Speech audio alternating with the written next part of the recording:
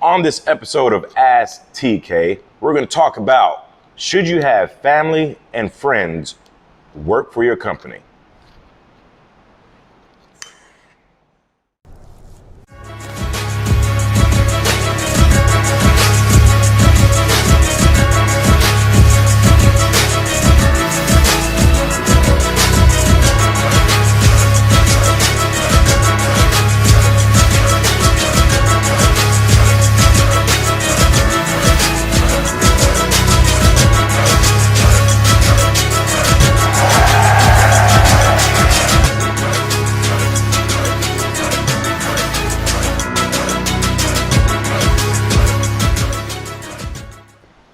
Welcome back to another episode of Ask TK. I am your host, TK, and I hope all of you are doing well. This episode is being brought to you by Placentia Cigars. Thank you so very much to the Placentia family and the Placentia company for backing me and everything that I do, and backing Black Smoke Miami. Thank you so very much, Placentia Cigars, everyone. And to energize ourselves, to get us ready to talk about this topic today, Volair Energy Water. Thank you, Volair Energy Water, for sponsoring Black Smoke Miami and giving us the energy that we need to keep going. So let's get to this question. Should you have family members and friends work for your company? This is a question I sent to me in my inbox through Ask TK. And should you have a question? Do the same thing. Ask me, and I'll do my best to answer it. So I saw this question in my inbox. I was like, this is going to be a hell of an episode here. Let me see what I can provide as far as some clarity goes, or at least my insight.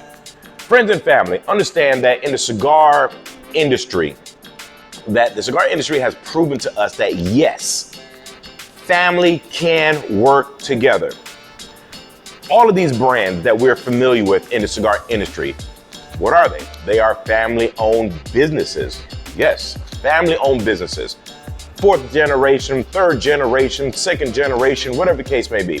And some of you have even witnessed it when you walked in some of their warehouses. You've seen the grandfather, the father, the mother, the auntie, the cousin, the brother, the sister. You see all of these family members work together. So the cigar industry has proven to us that yes, it can work. However, it's not always perfect. Meaning, when you have a family member work for you, that family member or friend is not exempt from a lot of things. Case in point, you hire, but you also may be in a position to fire a family member or a friend. They're not exempt to that. They're not exempt to being yelled at. They're not exempt to being held to a higher standard. They're not exempt to getting written up. They're not exempt from disciplinary actions. So now here's come the compromise. You have this family member who, unfortunately, you may have to let go, or this friend that you may have to let go for something crazy, such as theft. And it happens. It happens. So now the question is, damn, like, how do I do this? I don't want to do this. I don't want this relationship to end off of this. And if it has to end off of this, then what? There's no easy way to approach this. However, I do have a strong recommendation, a very strong recommendation. Understanding first why you created the company. If it's for legacy, like I did, I created all of my companies for my family, for my daughter.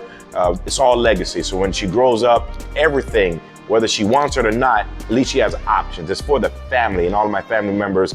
I don't want them to fill out a job application if they don't have to. I provided an opportunity for family members to say, you know what, I can go work with my brother or my cousin or my sister, whatever the case may be. At least I provided an option. So legacy for me is the focal point. And you have to ask yourself, what is your focal point with your company? Is it a family-owned business? That's a very serious conversation to have with yourself and with those family members and friends involved as well. In addition to that, you want to have a very deep conversation with those particular family members as well, letting them know you are not exempt from disciplinary action just because you are my auntie, or just because you are my brother or just because you are some form of sibling. The same responsibilities and the same expectations from any other employee are the same. In fact, because you are a family member and you are protecting the legacy of what this is being built for, there is a higher level of expectation in work ethic, in behavior, and in representation. And the list goes on and on and on. So as a family member and as a employer of a family member, you want to definitely have these conversations to let them know, listen, I don't want to have to yell at you. I don't ever want us to get to that point. I don't want to have to let you go. I need to know from you what you want to do. Case in point, you can't expect all family members to be as tech savvy as you are. They may not be as tech savvy on a cell phone or on the laptop creating websites, and that's not their thing. So what is that family member's thing? That's where the conversation needs to come into play, where you and that family member or those friends, in case in point, have those conversations. What is your skill set? What are you good at? Are you in this for the long haul? Or are you just helping me out? And understand that keyword help. Let me break this word down, help. Help means to help. Help means you're not going to get paid. Help means I'm going to help you build this company. I don't want to get paid. It's not about pay. This is about building a legacy right now. So understand when someone says, well, I want to help, you then need to clarify in detail what that word help means. You need to let the individual know that you are on the same page of what that definition of help means. Help means you're not getting paid. This is out of the kindness of your heart. Now, if an individual, family member, or friend says, well, I helped you, but you paid them, then they did not help you. You paid them for a service. That right there alone will cause all types of headaches in your company. It will cause all type of turbulence in that relationship because there's a lack of understanding. We don't have the same definition. We don't have the same understanding of what it is that we're doing together. Understand that word help and many other words that exist in the world of business development. There needs to be clarity amongst family members. There needs to be clarity amongst friends. Understanding that you are not entitled because you are just a family member. I am still the boss. You are still the boss. Just because you are older than me, just because you are my uncle, just because you are my father, does not necessarily mean that you have more say so in the way my business operates. And I'm sure this is something that you have experienced, hence the question coming to my inbox. Have the conversation prior than after, because those conversations afterwards are the worst to have. It's easier to have that conversation before of what it is that you're going to be doing. Who is the boss? Who is in charge? Who is the hire and fire person? You don't want to be in that position. And now you have the same family member who now has this reserved feeling for you. Now you're no longer talking. Now you're no longer in communication.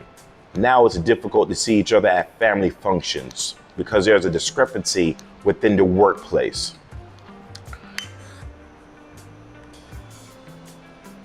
Well, shit happens. I'd rather you to be proactive than reactive.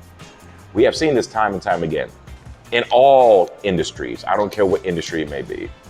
Having family and friends can absolutely be a plus because there's more of a trust factor there. There's more of a knowledge factor there. You know this individual. Hell, you probably grew up with this individual, but that does not mean that they understand business. That does not mean that they understand how you operate your business. And that does not mean that all of their ideas are entitled to be incorporated into your business. Some of them need to learn. Stay in your lane. This is what I hired you for. This is not what I hired you for. Who told you to do this? I didn't approve that because you felt obligated or you felt entitled because of your age or because of who you are as a family member to me, that you should be able to do this or you should not be able to do that, or you shouldn't have to. This is the conversation and many conversations you need to have. So to answer the question, should you have family and friends work for your company? That will be dictated on the conversation, as a result of the conversation, as a result of the understanding. You may say, listen, after this conversation, I think it's best that we just remain family members. I don't want to compromise what we have as family.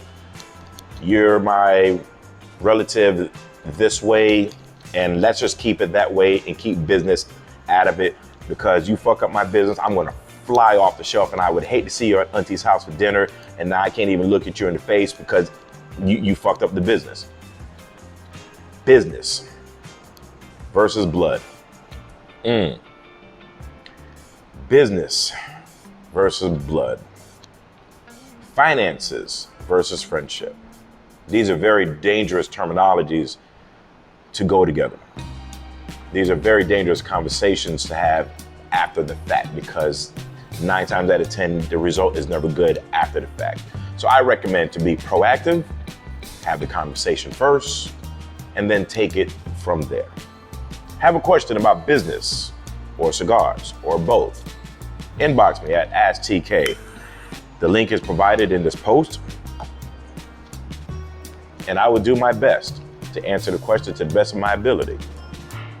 Volaire, thank you once again for this phenomenal energy water that keeps me going episode after episode. And Placencia Cigars, thank you so very much for creating one of the world's most greatest products. I want you to be successful, as my cigar states, which is also available on my website right here in this post. The link is provided. Success, ladies and gentlemen, is not an end game. Success is a process, ups and downs. It's a story that will include stories as such, family and friends and in business. I wish you the best. I will see you at Black Smoke Social and Black Smoke Miami and all things Black Smoke related. Be good. Till next time.